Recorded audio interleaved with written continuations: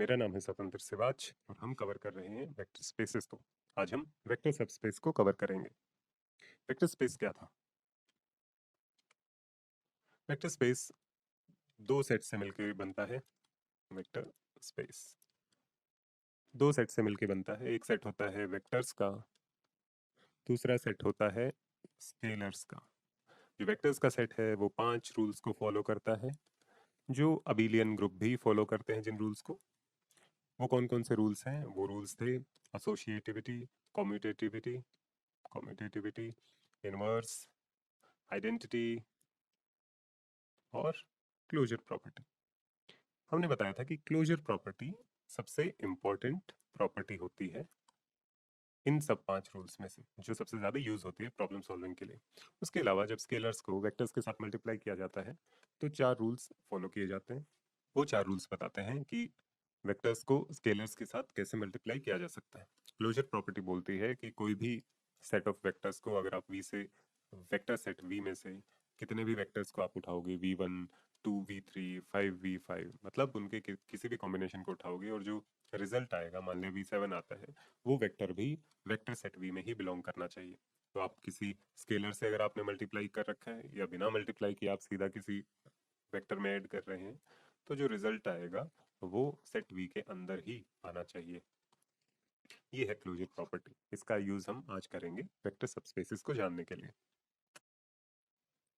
कभी कभी क्या होता है कि एक वेक्टर स्पेस के अंदर एक और वेक्टर स्पेस हो सकता है। वी वेक्टर स्पेस के अंदर एक और वेक्टर स्पेस हो सकता है, मानिए उसका नाम है W।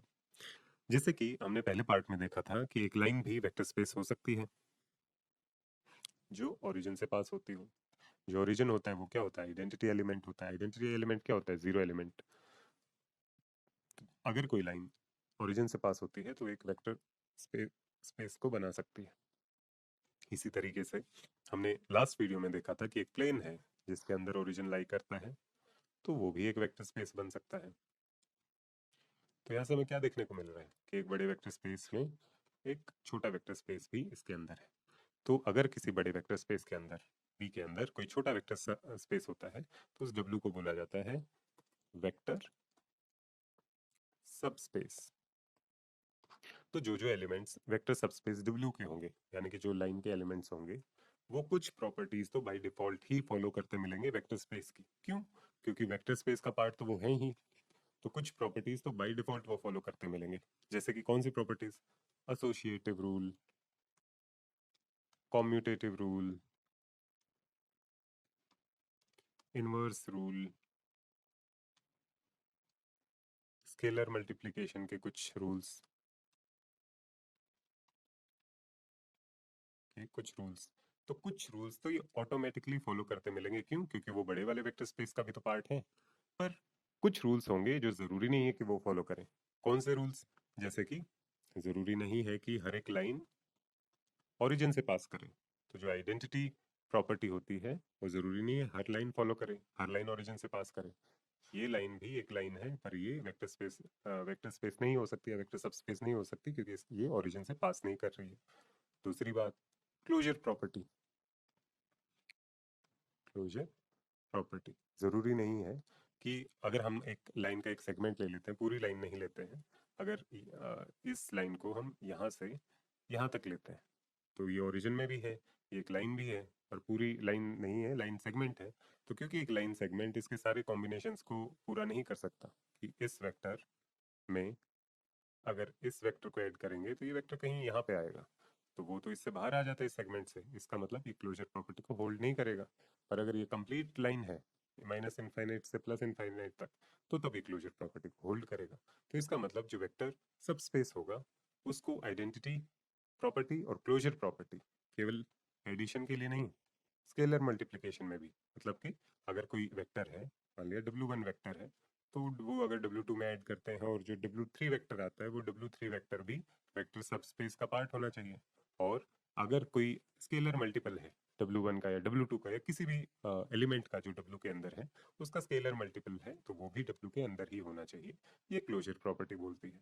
तो अगर कोई वेक्टर स्पेस का कोई वेक्टर सबस्पेस बनना चाहता है तो उसको कुछ प्रॉपर्टीज तो बाय डिफॉल्ट मिलती हैं क्योंकि वो वेक्टर स्पेस का सबसेट है, पर कुछ प्रॉपर्टीज हैं अगर वो उनको भी फॉलो करता है तो वो सब स्पेस बन जाता है, मतलब वो खुद में भी एक वेक्टर स्पेस बन जाता है, बड़े सेट के अंदर बड़े वेक्टर स्पेस के अंदर छोटा वेक्टर स्पेस बन जाता है। कौन सी प्रॉपर्टीज? आइडेंटिटी और क्लोजर प्रॉपर्टी। तो अगर हम सम अप करें इन प्रॉपर्टीज को शॉर्ट में, टू सम अप कि वेक्टर सबस्पेस होता क्या है। पहला तो vector subspace can not be empty, कुछ ना कुछ उसके अंदर होना चाहिए और वो इन दो प्रॉपर्टीज को फॉलो करना चाहिए।